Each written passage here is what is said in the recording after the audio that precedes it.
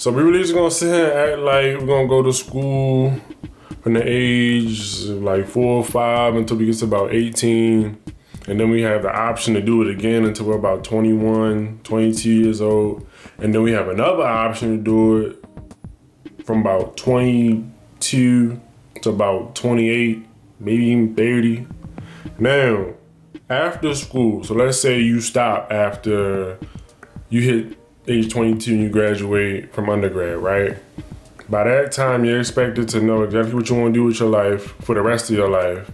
You should have a whole bunch of things lined up in order. You should be married. You should be planning to have kids. You should understand what it takes to lead a full-time job. Work from 9 to 5, and then with your paycheck, you should be able to support a family, support yourself, maintain a household until you're about 65, and then you can retire, right? And then once you retire, then that's when you can enjoy life, right? But somewhere along the way, maybe at about 40, 45, there's this thing called a midlife crisis. And I honestly do think that that's like a sociological awakening. And this is my sociological bias because I'm studying sociology in grad school. Where, yo, hold up.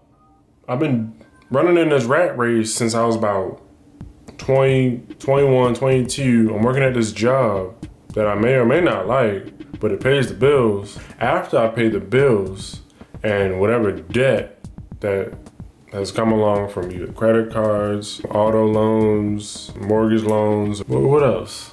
Anything that incurs debt? Yeah, so you use that money to pay down debt. You use that money to pay off bills. With the rest, you use it for entertainment and food, loved ones, family members. It could be children, it could be spouse, what have you, partner. And then you hit 40, 45, 50. There's a midlife crisis where you're like, wait a minute. So I've been doing all this, spinning my wheels. I've been in this rat race, and I've been doing what I think is right. And the only thing that I think is right is just what I've been told repeatedly from parents, teachers, people in positions of authority in my life. TV, movies, music. And if everybody's saying the same thing and I see other people in my life going in the same direction, then that makes sense. Let me just do that. Let me go with the flow for real. And then, oh, wait a minute, I don't actually like this direction. So what is the one thing that people do when they hit that midlife crisis, so to speak? You buy things. You buy things that you think will quell the anxiety, that will diminish those feelings of, man, I think I've been doing things not because I want to, but because I have to. And I thought that if I was able to do all the things that I had to and get that out the way, then later on in life I could do what I wanted to do. But because I spent so much time doing what I gotta do to sustain my life or sustain a specific lifestyle that I've been accustomed to, that I wanted to aspire to, and I finally reached to some capacity, that I forgot what I wanted to do. Or it was just like, you know, what I want to do ain't really, there's really no time or space for it. And I don't have the energy to do it. And maybe I just can't do it the way I used to. So then all your energy goes to 9 to 5. All your energy goes to doing things that just make sense, doing things that fit, doing things that may or may not bring you joy. So you buy things because you think those material objects will create a spark. Everything will be okay as long as I get this nice shiny new thing, or I make more money, or I need to find something that can bring some value back into my life. And it sucks so much, especially when that thing that you tried to buy still doesn't do what you thought it was going to do, as that spark that comes back, that piece of youthful exuberance that comes back into your life when you get a little bit older. And then you just chalk it up to, well, that's just how life is. The good old days are behind you. It's all right. You lived. You created a household. You provided for your family. And, you're just making a way so that your kids can grow up and do better than you did, which is the ultimate goal. Each generation is supposed to get better, right? But that is such a one-sided view of things. Excuse me, that is such a linear way of seeing the world and seeing life. And if you don't fit that path, then it's like, whoa, what you doing? You sure about that? You sure you want to do that? And it's crazy how it all boils down to money. Because with education, we're being groomed to be workers. Like, we're being groomed to be employees, we're being groomed to be rule followers, we're being groomed to be people who will arrive at a location at a certain point in time in the morning, which could be 7 a.m., 8 a.m., 9 a.m., wait until lunchtime, which is about noon, and then do lunch 12 to 1, and then from 1 to about 3, 4, 5 p.m., it's like, all right, work day's done, now go home. Now from 6 p.m. to 11:59 p.m., you have whatever time you want to do with. And during the weekday, that time is typically spent doing a little bit of whatever hobby you may have, eating, bathing, a little bit of family time, if you see fit, social time, and then preparing for the next work day, or preparing for the next school day, preparing for the next deadline, preparing for the next project. And once you do that enough times, it becomes routine. And then it's like, okay, well, this ain't just routine no more. This is a lifestyle. This is what it's supposed to be. So from school, you go to work. We've commodified education in a way there's so much value in a diploma, and you're supposed to use that from preschool to high school. Now, to get that undergraduate degree, we gotta pay to get that. So there's value in a college degree, and then you may go into debt for that college degree, or you may not. But you gotta pay for education so that you can get a job that can pay you to live. Now, what sucks is when you go to college and then you get a mountain of debt and you need to find a job to pay down the debt. And then by the time you're finished paying down the debt, and not many people finish paying down the debt, by the time you're in your job, in your full-time job, working your 9 to 5, you have just given a lot of your life away to help somebody else do something. If you enjoy it, that helps. If you don't, that will weigh heavily on you physiologically, psychologically, emotionally, mentally. But if we're so focused on doing that, doing the rat race, I gotta do this, I gotta do that, then there's no time to breathe. there's no time to look up. There's no time to question.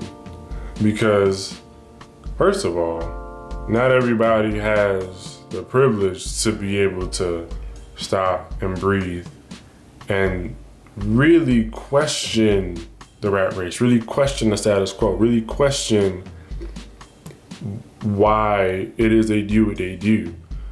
A lot of what we do in life is just mimicking what we see other people doing. Just seeing what makes sense and what yields results.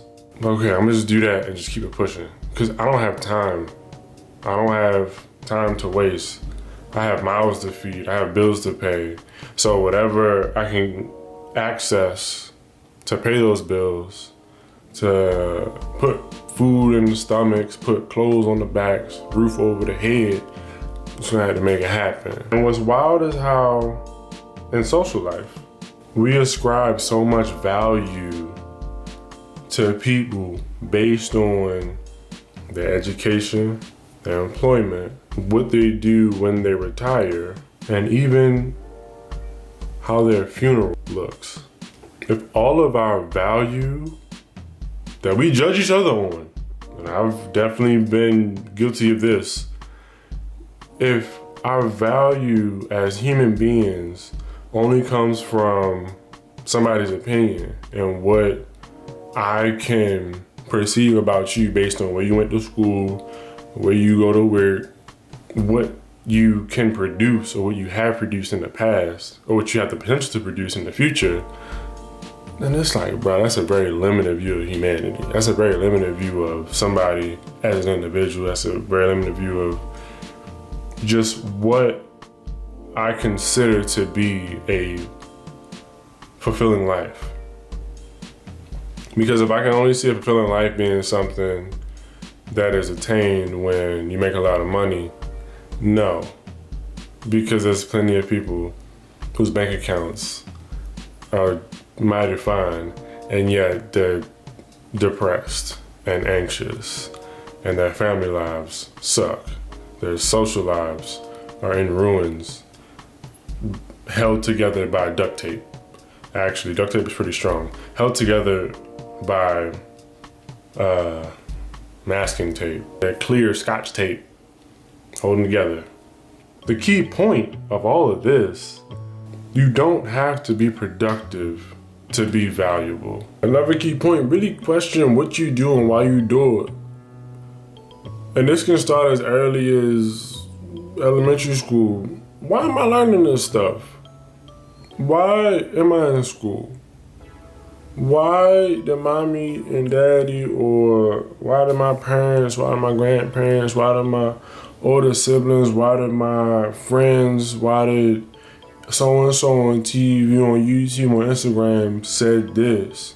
Why they do that? And also be careful who you ask that question to, because anybody who gives you a reason why something is the way it is, they can only speak from their own experiences and their own bias and their own lens on society. And that answer, while it could be a valid answer, it still may not be the end all be all, may not be 100% correct. It may not be the answer that fits your own life, your own path.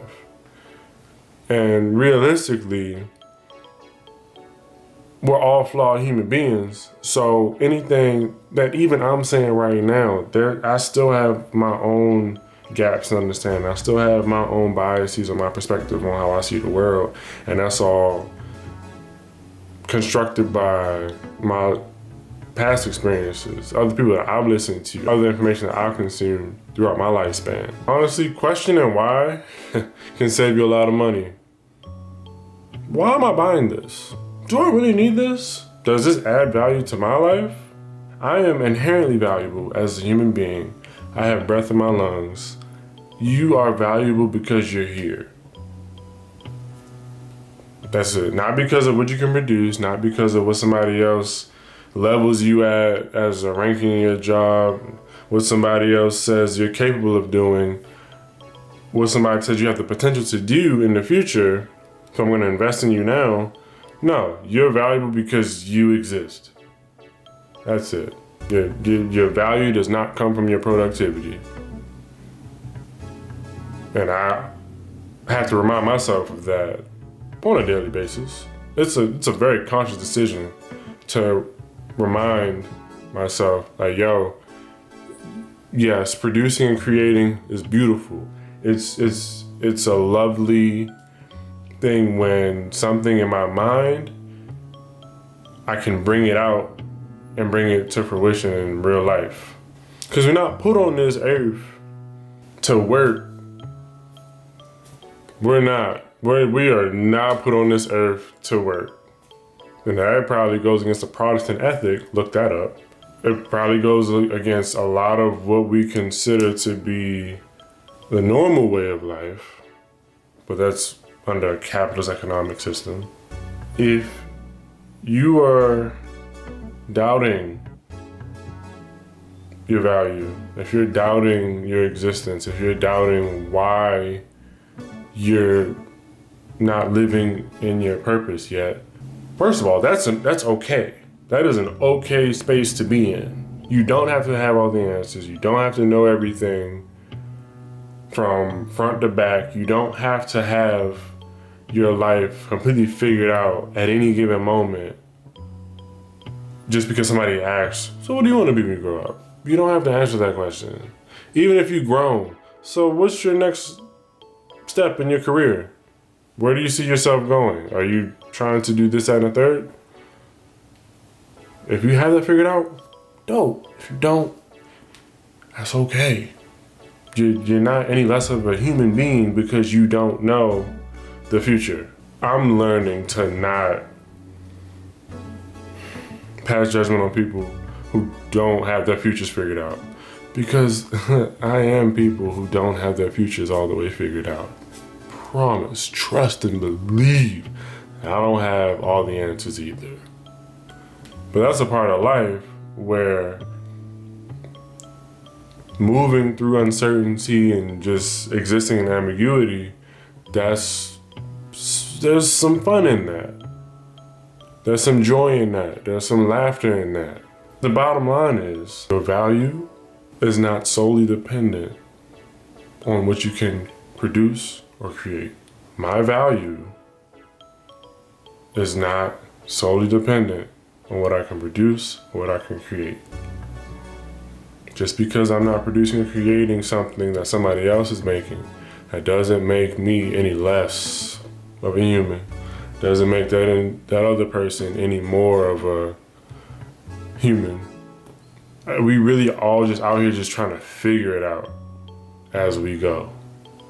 We can take instruction and direction and social cues from other people around us, but at the very end of the day, bro, we all just humans. We're gonna make mistakes. We're gonna have our slip-ups. We're gonna have our faults. We're gonna have things that are just imperfect,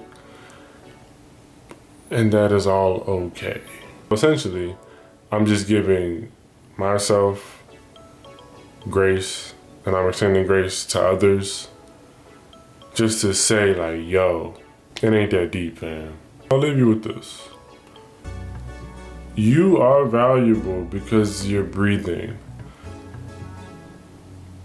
Not because of what you've produced or created in the past, what you're producing or creating currently, or what you have the potential to produce or create in the future, but because you exist. You are inherently valuable. You are worth all the good things. You matter. Every good thing that comes your way, and all the bad things that come your way, let them come.